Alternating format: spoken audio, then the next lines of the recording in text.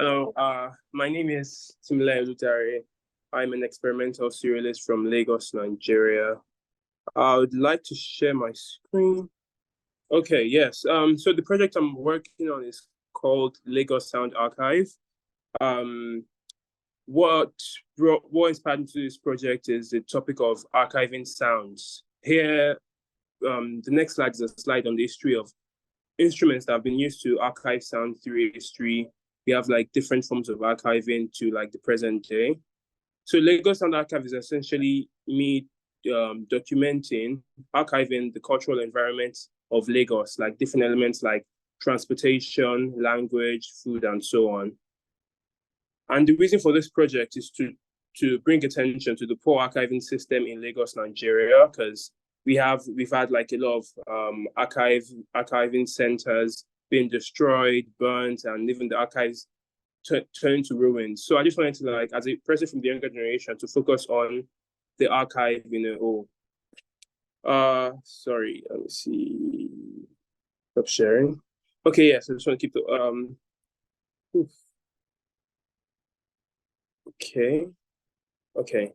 So yeah, the reason for this project is just to archive, and it's me going about Lagos, recording snippets of sounds from all over Lagos. Like when we talk about transportation, which I submitted for the exhibition, was me going to different parts of Lagos to record sounds, like the sound of the bus, sound of the boat, sound of the cars on the road, just different sounds and merging them together to create something just fun. So it was just me finding different ways to archive and not just have like archives be something that is boring and just recording sound. Is me trying to draw the attention of the younger generation to enjoy the topic, the idea of archiving. And this project is an ongoing project. Actually, I only got to do one part of the project during this residency, which is transportation. It's a project that I would keep creating a new sound for each element. Like I said, I already created one for transportation. I would create one for food, religion, education, and so on. And it also doesn't just involve me, it involves a writer who would like document the reason for each sound which are in the mix of sounds and why they're there and their meaning at that time. Like if you listen to the sound that's part of the exhibition, the sound of the bus is very loud, that's the biggest mode of transportation in Lagos, Nigeria currently. It is very public, and that's what most people have access to. So even though they seem like merging sounds together, they have a reason. I have a reason for merging them that way, and I have a reason for like having some of them, have higher volume, some lower. And yeah, so that's my project. I submitted. That's the project I've been working on so far. And so far, I've also been using this project to apply for other like funding residencies so I can continue working on the project. And recently, I just got one, which is a collaboration with the Netherlands, for me to continue this project and keep documenting and keep archiving these sounds. Yes, thank you. Any questions?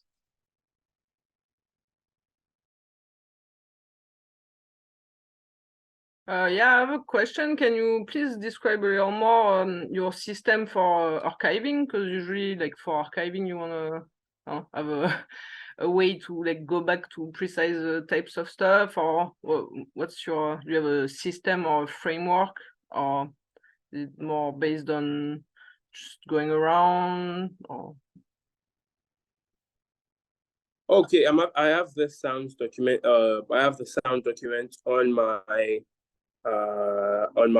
computers on my phone. And the plan actually is to have them in the National Museum in Lagos. The future plan, which I'm still looking at how that's going to work, because I have to actually finish the project first before I present it to them, which is not done yet.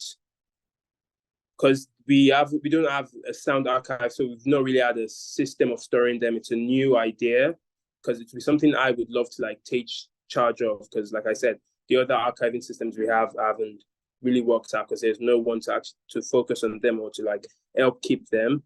So it's just me creating a new form of archive or a new way to archive or a new type of archive, because we've never had sound being archived, mostly like paperwork and photographs.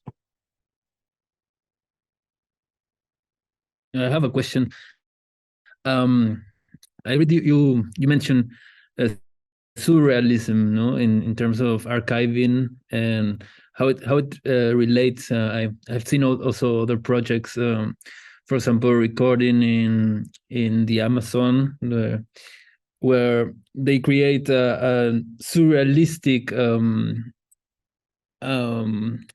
sound space. And so how do you utilize this surrealistic aspect in your archiving? No, because you also mentioned that you want to archive this because the archiving in Lagos perhaps is not much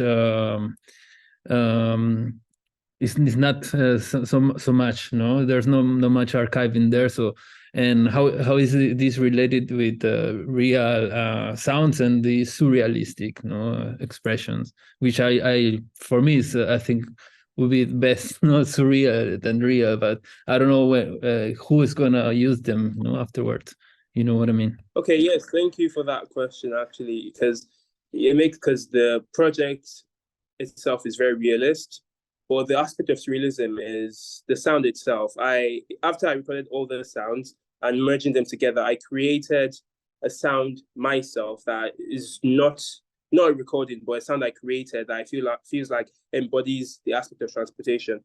And if you go listen to the sound, which is part of the exhibition, there's a sound that goes like the sound where you use when a game is about to be over, like and I kept repeating that sound. That sound itself is meant to represent that most people in Lagos live on the edge, and like the transportation system, any minute it can end, any minute your bus or your car can break down. Then as a Lagosian, you can't just stop and be like, okay, it's over. You have to like get on the next bus, get on the next train, because you're always living on the edge. There is always crazy amount of traffic that you don't have time to take a break.